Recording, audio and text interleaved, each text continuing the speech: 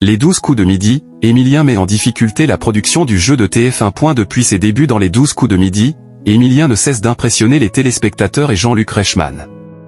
Mais le champion corrige également régulièrement la production. Le 2 juin 2025, le candidat avait, de nouveau, mis en difficulté les équipes du programme.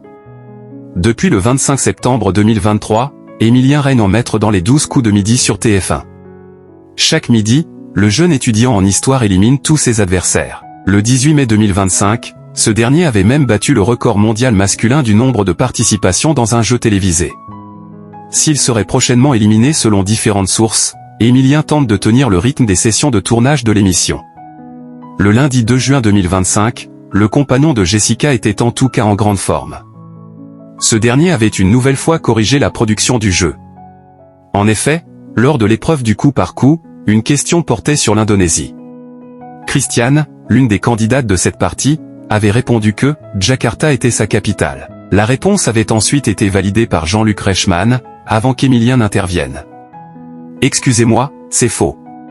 Ce n'est plus le cas depuis août dernier », avait déclaré le maître de midi. « Alors Julien, tu vois là, on est dans un cas typique. C'est-à-dire que l'on pose une question et Émilien soulève une coquille dans l'intitulé », avait ensuite précisé l'animateur à Julien Lepers, qui était l'invité de Jean-Luc Reichmann.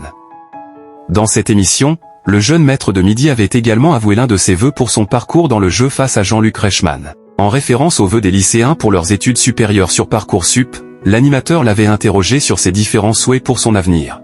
« Je n'ai pas d'autre vœu que de pouvoir rester ici le plus longtemps possible à vos côtés », avait-il répondu.